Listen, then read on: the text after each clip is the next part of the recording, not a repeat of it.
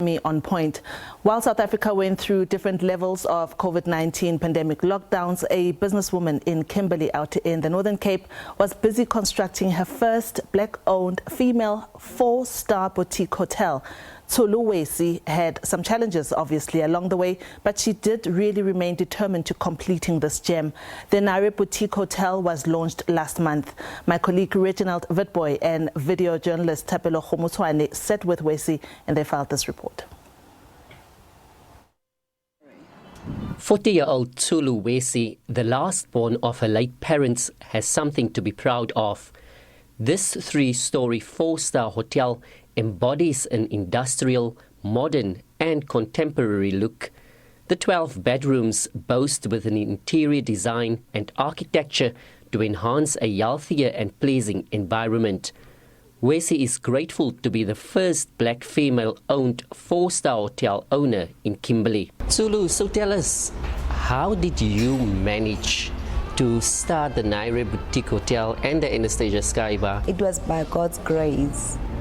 The fact that we opened Nare Boutique Hotel in the midst of a global pandemic, I mean, we had gone through a stoppage in construction which impacted negatively on the project. And when the levels were adjusted and the funder came on board, we were able to complete the project. Wesi has hastened to add that her journey has not been without challenges, but she drew inspiration from her late parents. And for dreamers, she says, anything is possible. As a black child, you know, I grew up being told and encouraged and reminded that it's possible to achieve anything I want to achieve in life and to reach out for greater heights. Staff and guests say a hotel like this, service of a high standard, is required. Once I got back to Kimberley, I found this lovely, beautiful establishment here, the Nare Boutique Hotel. And I thought to myself, this is definitely the place where I can really bring back the hospitality you would find in the Western Cape back home to Kimberley. I like coming to a place where you come the first time and by the second time people recognize you and know you, so they give you that open, like as if you belong here. So I love that, and everyone is friendly and nice, and the service is amazing, that's all I can say. And then with the food is spectacular. And the open rooftop sky bar portrays the beautiful landscape of the Diamond City. The restaurant offers cuisines with distinctive ingredients and beverages, giving the palate a satisfying taste.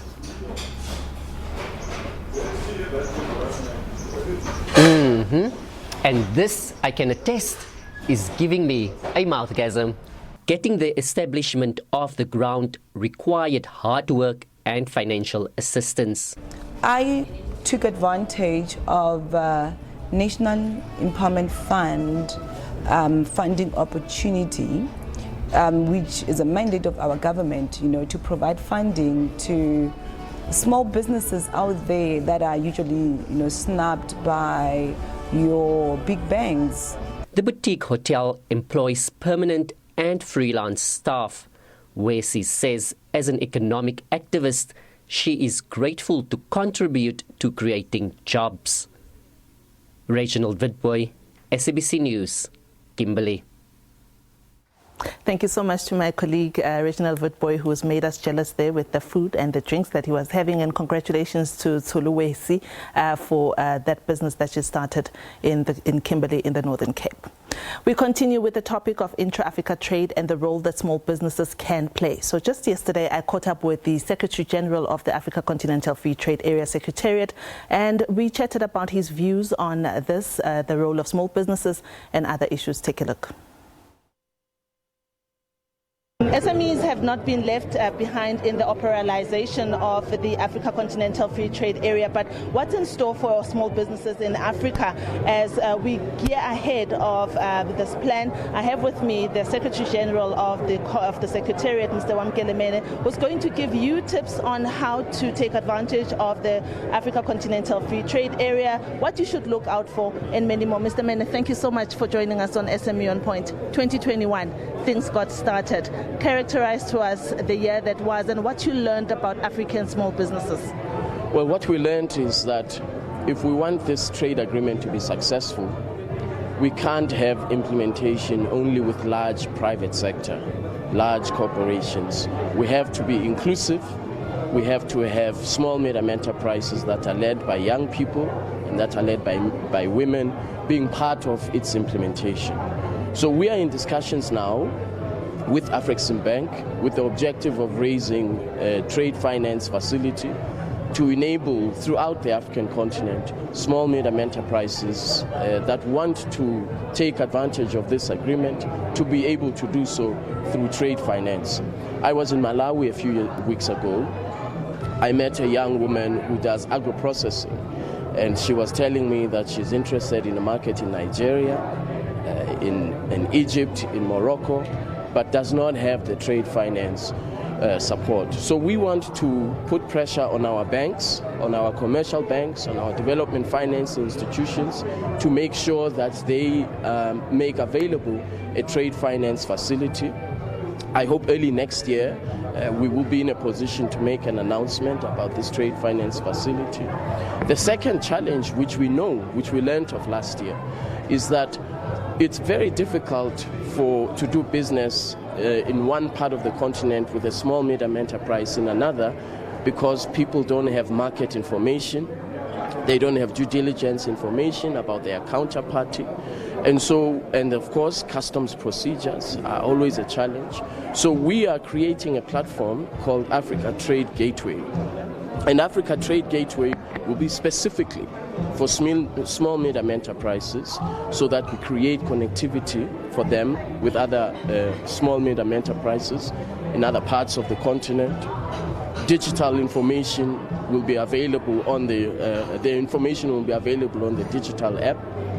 And more importantly, the third aspect that we learned, which we started working on, if you want to do payments, you are in Zimbabwe, you want to do a payment with somebody in Nigeria, you first have to convert the local currency, the Zambian kwacha, to the US dollar.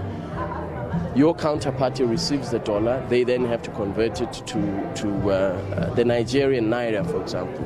And this costs Africa $5 billion a year. The cost of currency convertibility is very, very expensive, and it makes us uncompetitive as a continent. So we are working with Afreximbank to develop a payments, Pan-African payments and settlement system, which will enable ease of doing payment, simultaneous, instantaneous payment, efficiency of doing business and trading on the African continent. So this has been our focus for small, medium enterprises. Mr. Mene, I can't wait to see what 2022 holds, but thank you so much for sharing with our small businesses about what you have learned for this 2021. Thank you so much, sir. Thank you. Thank you. That was Wamkele Mene. He's the Secretary General of the Africa Continental Free Trade Area, sharing with us what they've learned about small businesses during this time of putting into progress the Africa Continental Free Trade Area. And I'm sure he mentioned some things there where some entrepreneurs can actually take advantage of that and start seeing what they can do, what systems can you develop, what innovations can you come up with in order to make sure that you don't get left behind. All right, that's all we have for you for this week. Remember to support small businesses in your area. Keep those rands and cents circulating.